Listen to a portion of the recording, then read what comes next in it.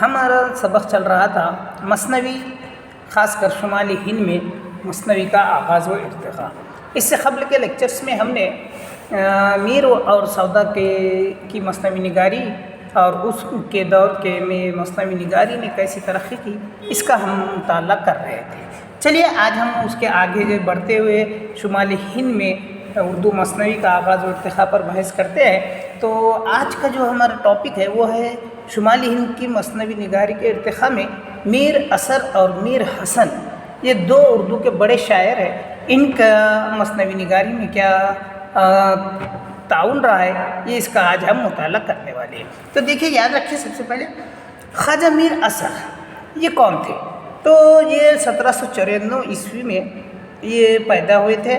یہ خواجہ میر اثر اردو کے مشہور صوفی شاعر خواجہ میر درد کے چھوٹے بھائی تھے۔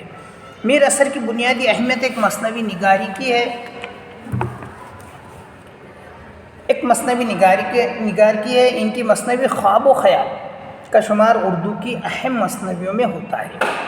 خواب و خیال میں کوئی قصہ نہیں پیش کیا گیا ہے، اس میں ہجر و مفارقت، تمنائے ملاقات، وصل محبوب، راز و نیاز اور عشق و محبت کی کیفیت و واردات کا بیان ہے۔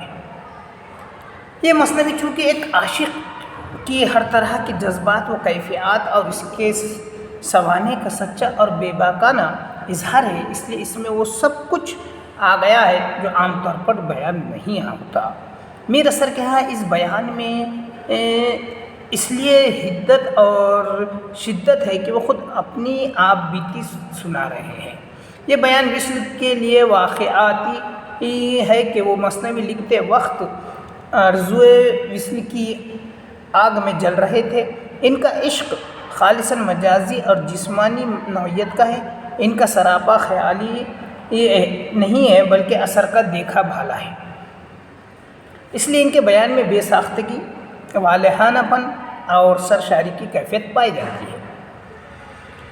حیت، ترتیب اور تکنیک کے اعتبار سے خواب و خیال میں کہیں کھانچے اور کمزوریاں ہیں، لیکن اس کی زبان بڑی صاف ستھری ہے۔ مولوی عبدالحق کے خیال میں شاید ہی کوئی مثنوی زبان کی سلاست اور روانی، فصاحت اور شیرینی، روز مرہ کی صفائی، قافیوں کی نشست اور مصروں کی برجستگی، زنانے اور مردانے محاوروں کے بے تکلف استعمال میں مثنوی خواب و خیال کا مقابلہ کر سکتی ہے۔ یہی بہت بڑی بات ہے جو میر اثر کی مثنوی خواب و خیال کی تعریف کے لیے کافی ہے۔ ان کی باتوں میں یہ بات کافی اہم مانی جائے گی۔ ان کے لیے یہ ایک صداقت نامہ ہے کہ مولوی عبدالحق، جسے بابائے اردو بھی کہا جاتا ہے، انہوں نے اس تعلق سے بات کہی ہے۔ چلیے اب دوسرے شاعر جو ہے وہ ہے میر حسن۔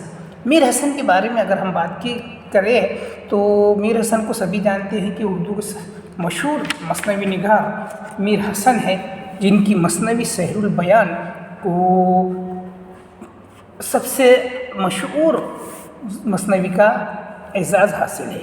دیکھیے، جیسا کہا گیا کہ میر حسن اردو کے سرکردہ مثنوی نگار تھے، انہوں نے مثنوی کو درجہ کمال تک پہنچایا۔ میر حسن نے چھوٹی بڑی 12 مثنویاں لکھی، جن میں سے چند یہ ہے کہ مثنوی شادی آصف الدولہ، مثنوی رموز العارفین، مثنوی گلزار ارم، مثنوی درود صف، قصر جواہر اور مثنوی سحر البیان وغیرہ۔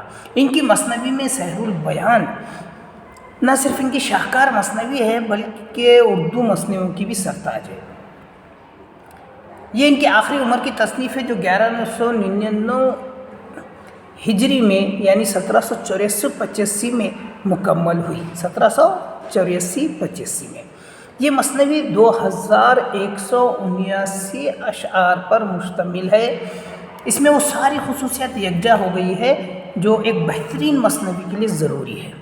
مثنوی سحر البیان میں میر حسن نے جزیات نگاری، منظر نگاری، جذبات نگاری، تہذیب کی ترجمانی اور کردار نگاری کے بے مثال نمونے پیش کیے ہیں۔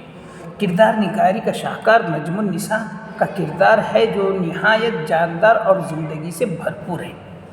سحر البیان میں منظر نگاری کی نہایت لطیف اور خوبصورت نمونے ملتے ہیں۔ میر حسن نے سیر البیان میں ایسی زبان استعمال کی ہے جو قصے کو نکھارتی اور اس میں دلکشی پیدا کرتی ہے۔